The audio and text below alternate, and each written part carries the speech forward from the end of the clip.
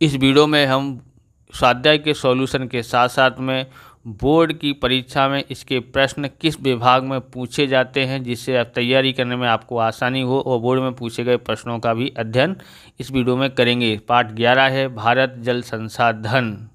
तो यहाँ पर ध्यान रखना है, पाठ 11 में से विभाग ए में आपको चार प्रश्न विभाग ए में मिलेंगे। क्या क्या मिलेंगे? 11 और 12 आपको खाली जगह मिलेगी, 17 18 आपको वैकल्पिक प्रश्न मिलेंगे, यानी चारों के चारों प्रश्न अंक हैं आपको विभाग ए में मिलेंगे। विभाग बी में से आपको कुछ भी याद करने की ज़रूरत नहीं है, विभाग सी में भी कुछ भी याद करने की ज़रूरत नहीं है, और विभाग डी में भी कुछ याद करने की ज़रूरत नहीं। चारों नंबर आपको विभाग ए में से खाली जगह और वैकल्पिक प्रश्न वाले मिल जाएंगे। यहाँ भी खाली जगह में भी 3 विकल्प आते हैं, तो उनमें से यानी विकल्प वाले प्रश्न आपको जरूर तैयार करना है। 4 नंबर वहाँ से तैयार हो जाएंगे। स्वाध्याय का सॉल्यूशन देखते हैं। तो यहाँ स्वाध्याय दिया गया है। प्रश्न नंबर 1, निम्नलिखित प्रश्नों के सविस्तार उत्तर दीजिए। पहला है, जल संसाधन की सुरक्षा के उपाय बताइए। तो देखते हैं, जल संसाधन की सुरक्षा एवं व्यवस्था के निम्न उपाय हैं। बाग बगीचे, वाहन, शौचालय तथा वाश बेसिन में उपयोग के लिए जाने वाले पानी का मितव्यतापूर्ण उपयोग करना चाहिए। लोग जागृति उत्पन्न कर तथा जल संरक्षण एवं उसके कुशल व्यवस्थापन से संबंधित प्रवृत्तियों में लोक सहयोग बढ़ाना, उपयोग के लिए गए पानी को जितना संभव हो उतना पुनः उपयोग में हो, ऐसे प्रयत्न करना। जलाशयों का प्रदूषण से बचाना, जल स्त्राव की सभी इकाइयों में कुएं, ट्यूबवेल, खेत तलैया आदि का उपयोग बढ़ाना। भूमिगत जल का उपयोग करने वाली इकाइयों पर ध्यान रखना और जल संचरण स्थानों की दुर्दशा को ठीक करना तथा जल प्रदूषण को रोकने के लिए पानी की पाइपों का तुरंत रिपेयरिंग करना। दूसरा प्रश्न देखते हैं, बराबर, भारत में जल संकट उत्पन्न होने के संयोग बताइए। उत्तर है, जल प्रगति से मिली अनमोल भेंट है। बढ़ती जनसंख्या के लिए अनाज की बढ़ती मांग, नकदी फसलों का उत्पादन, बढ़ते शहरीकरण एवं लोगों के बदलते जीवन स्तर के परिणाम स्वरूप पानी की तंगी निरंतर बढ़ रही है।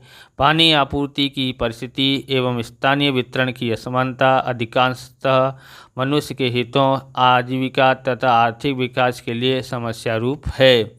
वर्तमान समय में भी पश्चिम राजस्थान के शुष्क क्षेत्रों तथा दक्षिण में प्रायद्वीप पठारी प्रदेश के आंतरिक भागों में जल संकट की गंभीर समस्या है।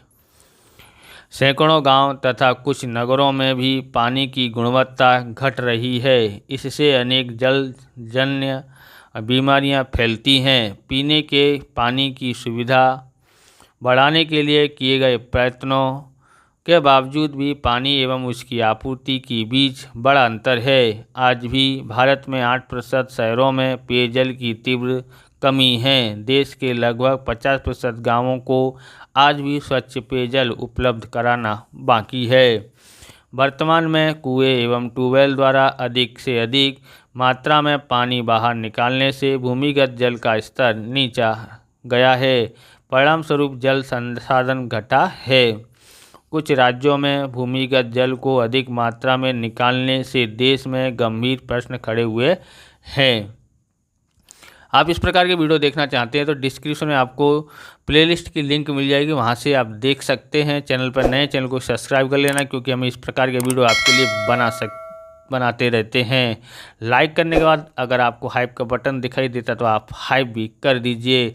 लाइक ज़रूर कर दीजिए, क्योंकि आप सपोर्ट नहीं करोगे तो हम आगे कैसे बढ़ेंगे, और आगे नहीं बढ़ेंगे तो हम आपके लिए डिजिटल बोर्ड कैसे खरीद पाएंगे। इसलिए लाइक, शेयर, कमेंट दबा के कर दीजिए।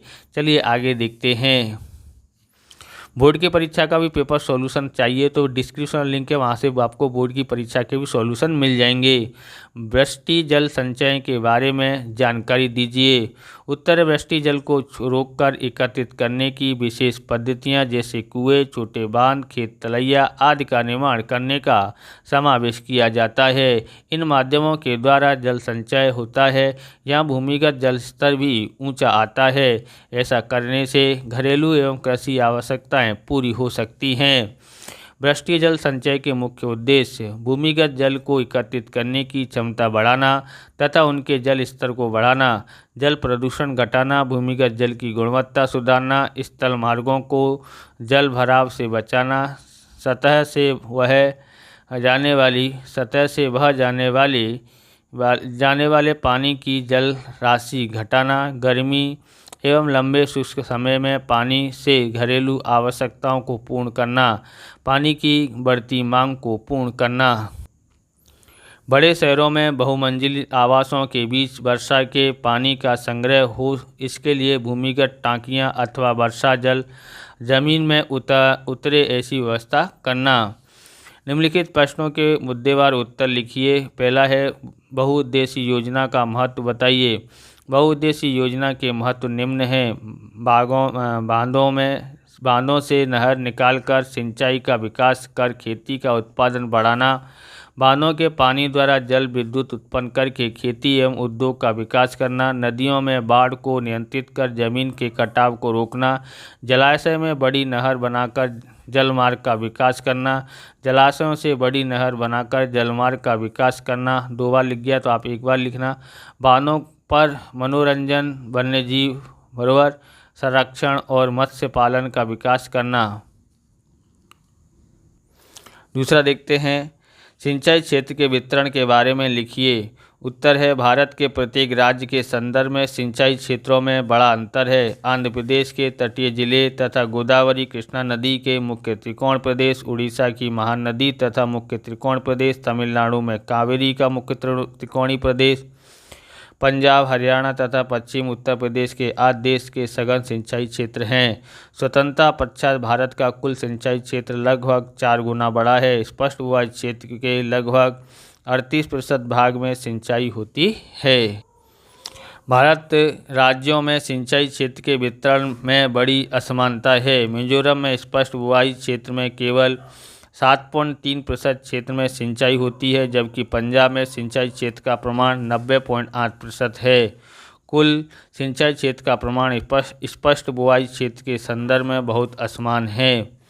पंजाब, हरियाणा, उत्तर प्रदेश, बिहार, जम्मू एवं कश्मीर, तमिलनाडु एवं मणिपुर में कुल बुआई के विस्तार का 40% से अधिक भाग सिंचाई के अंतर्गत है।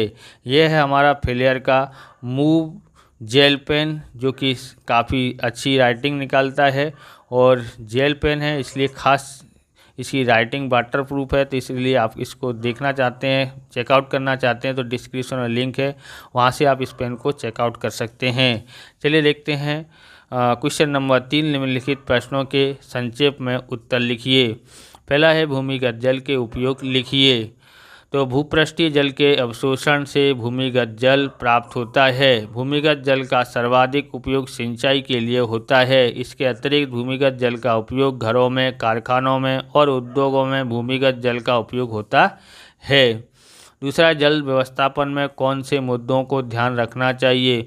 उत्तर है लोक जागृति द्वारा जल संरक्षण और कुशल व्यवस्थापन संबंधी प्रवृत्तियों में लोक भागीदारी को बढ़ाना, बाग बगीचा, परिवहन, शौचालय, वॉश बेसिन के कम से कम पानी का उपयोग करना, जलाशयों को प्रदूषण से बचाना चाहिए, जल संचरण स्तरों की दुर्दशा एवं जल प्रदूषण को रोकने के लिए पानी की पाइप को तत्काल मरम्मत कर देनी चाहिए। भूमिगत जल के उपयोग के समय आवश्यक इमारतों पर ध्यान रखना चाहिए। ओके, आगे देखते हैं, विकल्प वाले देखते हैं। ओके, क्वेश्चन नंबर 4 देखते हैं। नीचे दिए गए विकल्पों में से सही विकल्प चुन करके उत्तर लिखिए।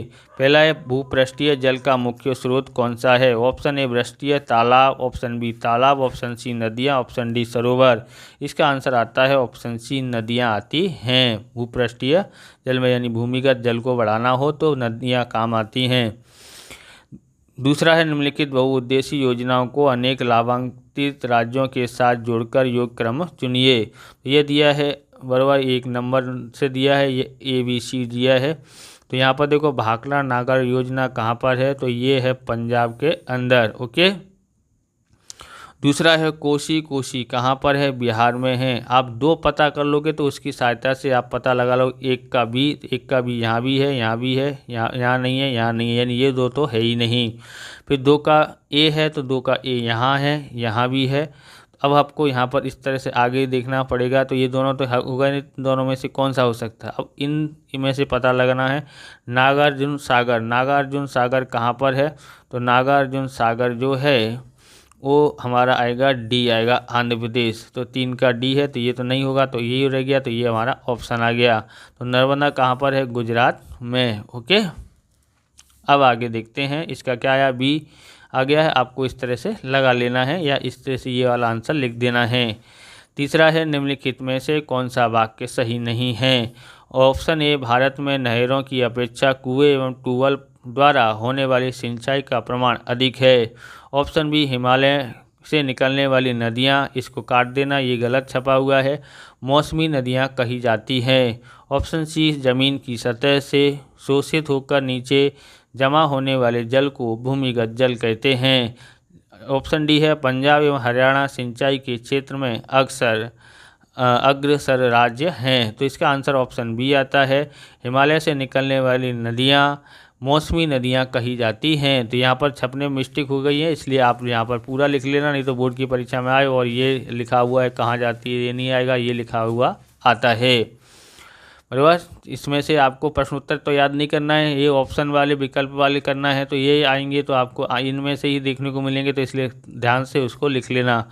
चौथा है, वर्गखंड में खेत तलैया के बारे में विद्यार्थियों की चर्चा के दौरान प्रस्तुत कौन सा वाक्य योग्य है? ऑप्शन ए, जय, उद्योग के लिए पानी प्राप्ति का महत्वपूर्ण संसाधन है।